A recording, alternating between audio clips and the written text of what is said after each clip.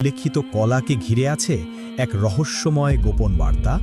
আল্লাহ তাআলা কেন তার মহান কিতাবে এই ফলটির নাম সরাসরি উল্লেখ করেছেন? এর ভেতর লুকিয়ে আছে জান্নাতের বরকত, প্রশান্তি আর এক নীরব সতর্কবার্তা। আপনি কিভাবে এটি গ্রহণ করছেন তার উপরই নির্ভর করছে এর প্রভাব। সূরা আল ওয়াকিয়ায়ে আল্লাহ সুবহানাহু ওয়া তাআলা জান্নাতের সৌন্দর্য বর্ণনা করতে গিয়ে বলেন, তারা থাকবে কাঁটাবিহীন বৃক্ষের নিচে আর কলার সারি সারি গাছের মাঝে। সূরা আল ওয়াকিয়া আয়াত 28-29। এখানে তলহুন শব্দটি ব্যবহার করা হয়েছে, যার অর্থ কলার গাছ, এমন ফল যার স্তরগুলো নিখুঁতভাবে সাজানো থাকে। এটি প্রাচুর্য ও আল্লাহর পরিপূর্ণ সৃষ্টির প্রতীক। সুবহানাল্লাহ।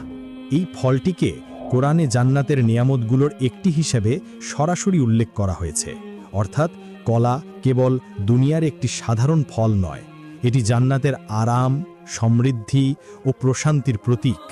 আজকের আলোচনাটি আপনাকে অবাক করবে, চিন্তায় ফেলবে এবং হয়তো আপনার দৈনন্দিন অভ্যাসের দৃষ্টিভঙ্গি পাল্টে দেবে। কারণ জান্নাতে বরকতময় উপহার হিসেবে বর্ণিত এই ফলটি যদি আমরা দুনিয়ায় ভুলভাবে গ্রহণ করি, তাহলে সেটিই হতে পারে এক নীরব ক্ষতির কারণ। আল্লাহ ও তার রাসূল সাল্লাল্লাহু আলাইহি ওয়াসাল্লাম আমাদের যে ভারসাম্যের শিক্ষা দিয়েছেন তা উপেক্ষা করলে বরকতও পরীক্ষা হয়ে যেতে পারে। কলা স্বাভাবিকভাবে চিনি, পটাশিয়াম ও ম্যাগনেসিয়ামের সমৃদ্ধ একটি ফল। এটি মুহূর্তেই শক্তি যোগায়, তবে অবহেলাভাবে খেলে ক্ষতিও করতে পারে। ভারী খাবার খাওয়ার পরপরই কলা খেলে হজমের গোলযোগ, অ্যাসিডের মাত্রা বৃদ্ধি, এমনকি পেটে গ্যাস তৈরি হতে পারে।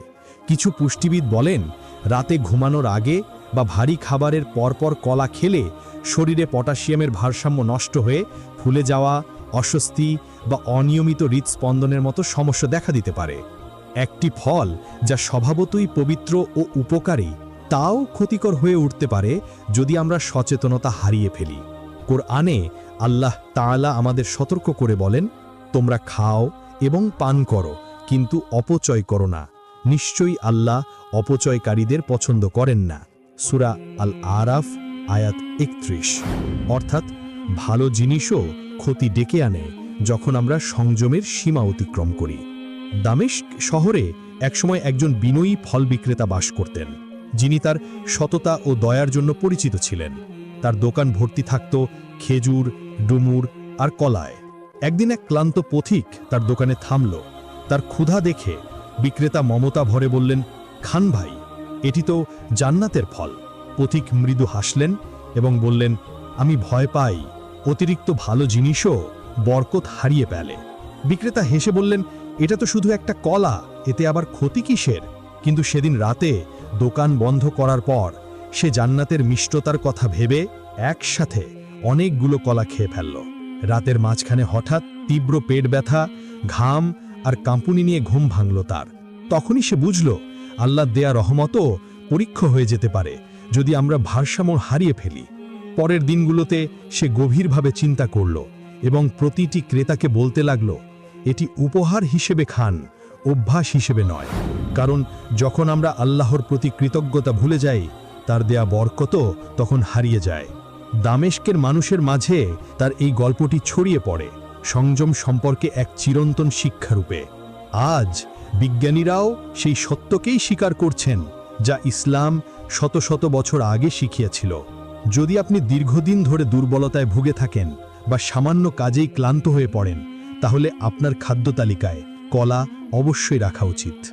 এছাড়াও যদি আপনার ওজন স্বাভাবিকের চেয়ে কম হয় অথবা ওজন বাড়াতে চান, তাহলে কলা খাওয়া আশ্চর্য ফল দিতে পারে।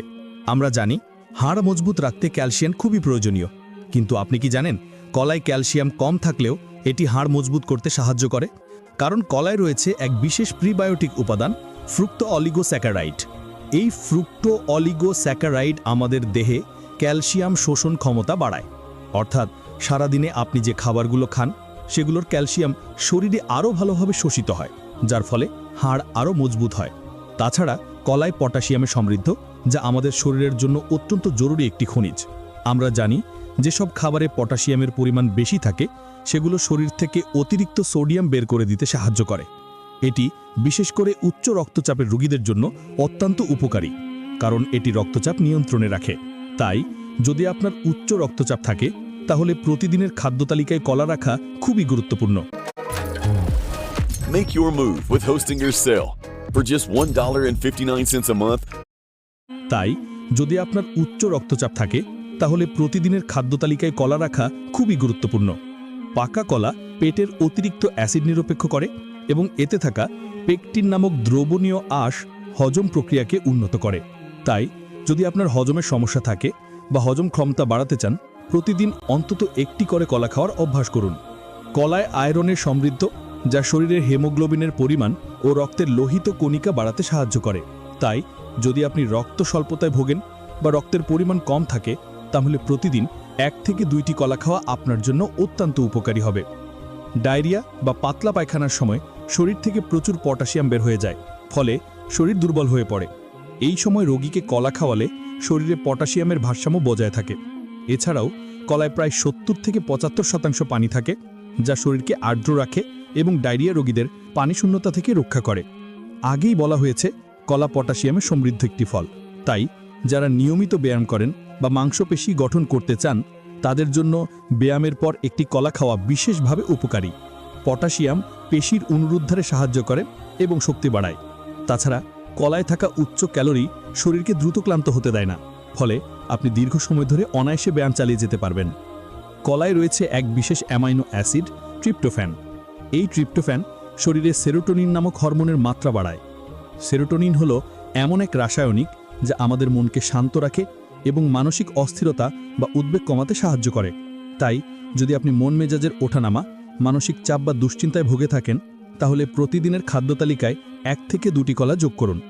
পার্টি বা উৎসবের পরের সকালে যাদের মাথা ব্যথা বা ক্লান্তি অনুভূত হয়, তাদের জন্য কলা খুব কার্যকরী একটি উপায়। দুধের সঙ্গে কলা মিশিয়ে স্মুদি বা শেক বানিয়ে খেলে ধীরে ধীরে আরাম পাওয়া যায়।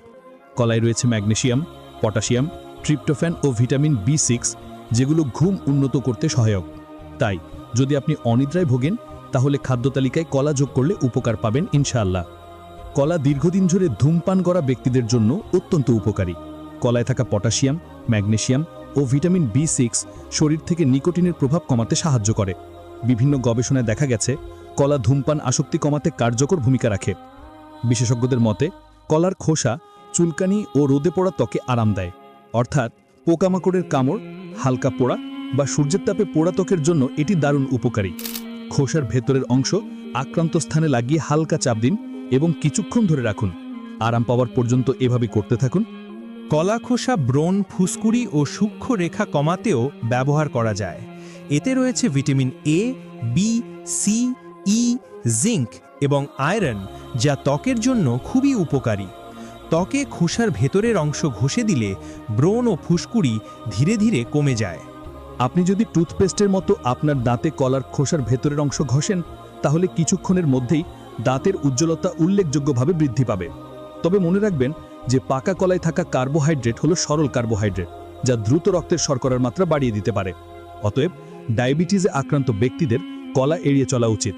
এছাড়াও যেসব কলা অতিরিক্ত পাকে হলুদ থেকে বাদামি হয়ে যায়, তাতে চিনির মাত্রা আরও বেশি থাকে।